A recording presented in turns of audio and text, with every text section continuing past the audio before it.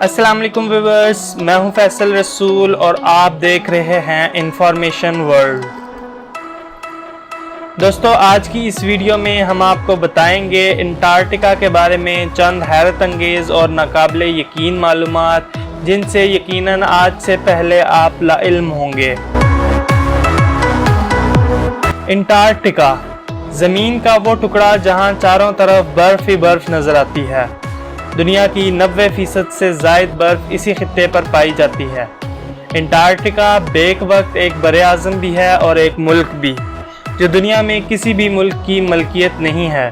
अगर आप इस मुल्क पर कब्ज़ा जमाना चाहते हैं तो यू आर मोस्ट वेलकम। ज़मीन के नक्शे पर अंटार्कटिका इंतहाई जनूब में वाक़या है, जिसका कुल रकबा 1 करोड़ 40 लाख से ज़ायद है।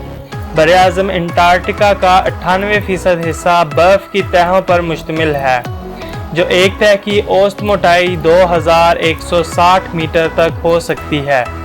बरे-आज़म अंटार्कटिका मशरकी और मगरबी हिस्से पर मुश्तमिल है, जिसका मशरकी हिस्सा मगरबी हिस्से से 10 गुना बड़ा है, और इसी हिस्से पर पाकिस्तान का 1991 में कायम किया हुआ रिसर्च सेंटर भी मौजूद है, जो जिनाह अंटार्कटिक रिसर्च सेंटर के नाम से जाना जाता है। किसी भी इस्लामी मुल्क का अंटार्कटिका पर यह पहला रिसर्च सेंटर है। इसके अलावा इसी मशरकी हिस्से पर एक ऐसा इलाका भी मौजूद है जहां कोई बर्फ़ नहीं। ये इलाका मुलियंस वैली के नाम से जाना जाता है।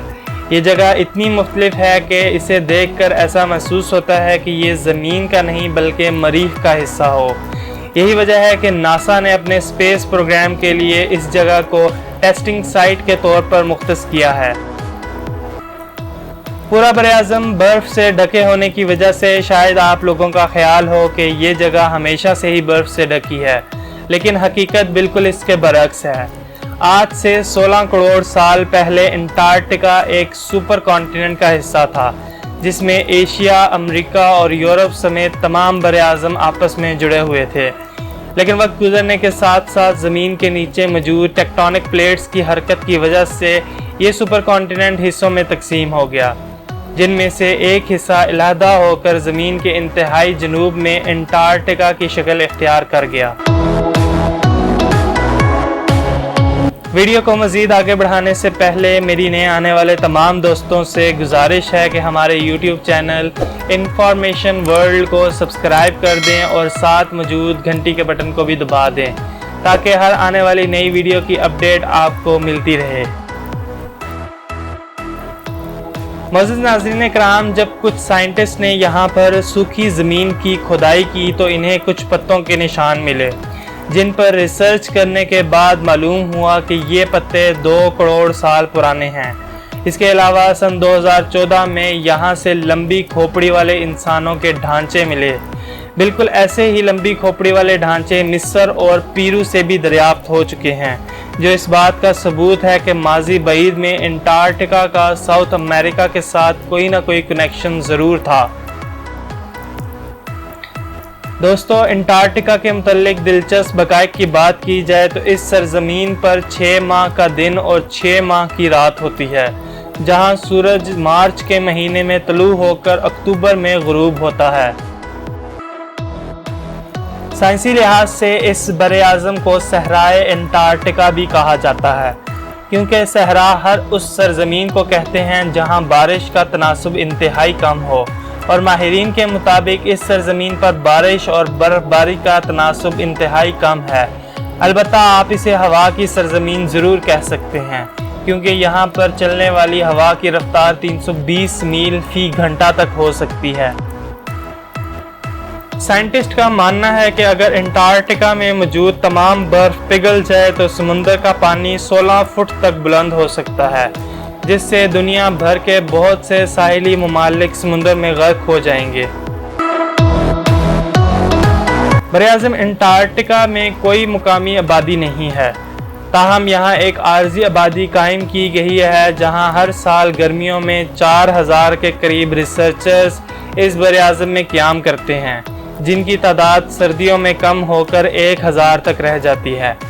इस आर्जी आबादी में एक अस्पताल, स्कूल, पोस्ट ऑफिस और 2 ATM मशीनें भी मौजूद हैं, جن کو امریکی بینک ویلز فارگو کی طرف سے انٹارکٹیکا میں انسٹال کیا گیا ہے۔ 1895 میں ہنری بلک نے اپنے چند ساتھیوں کے ساتھ پہلی مرتبہ اس خطے پر قدم رکھا اور 1935 میں پہلی خاتون کیتھرین میکلسن اس براعظم تک پہنچنے میں کامیاب ہوئی۔ دوستو، یہ بات جان کر آپ ضرور حیران ہوں گے کہ براعظم انٹارکٹیکا پر واحد بچے کی پیدائش جنوری 1978 میں ہوئی، جسے دنیا ایملیو مارکوس پاما کے نام سے جانتی ہے۔ اس کی حاملہ ماں کو خاص طور پر ارجنٹائن نے بھیجا تھا تاکہ وہ براعظم انٹارکٹیکا پر اپنی ملکیت کا دعویٰ کر سکے۔ دوستو، انٹارکٹیکا کی برف کے نیچے ریسرچرز کو ایک عجیب و غریب ڈھانچہ ملا، جس پر ریسرچ کرنے کے بعد پتہ چلا کہ اس کی جسامت اور ڈائجسٹو سسٹم زمین پر موجود کسی جانور سے نہیں ملتا۔ ایسا معلوم ہوتا ہے جیسے یہ کسی اور سیارے سے آیا ہوا کوئی ایلین ہو اور انٹارکٹیکا میں ہی پھنس کر رہ گیا ہو۔ انٹارکٹیکا میں ایک ایسی جگہ بھی موجود ہے جہاں خون کی ندیاں بہتی ہیں، جو آسٹریلوی جیولوجسٹ نے سن 1911 میں دریافت کی۔ دراصل ان خون کی ندیوں کی حقیقت یہ ہے کہ یہاں کے پانی میں آئرن کی مقدار بہت زیادہ ہے۔ جب آئرن آکسیجن سے ملتا ہے تو اس کا رنگ سرخ ہو جاتا ہے، جسے ہم عام زبان میں زنگ لگنا بھی کہتے ہیں، جس سے اس پانی کا رنگ لال ہو جاتا ہے اور دیکھنے والوں کو خون کی ندیاں بہتی ہوئی دکھائی دیتی ہیں۔ دوستو، یہ تھی انٹارکٹیکا کے متعلق دلچسپ معلومات پر مبنی ایک تفصیلی ویڈیو۔ اگر آپ کو ویڈیو پسند آئی تو میری حوصلہ افزائی کے لیے اس ویڈیو کو لائک اور شیئر ضرور کر دیں۔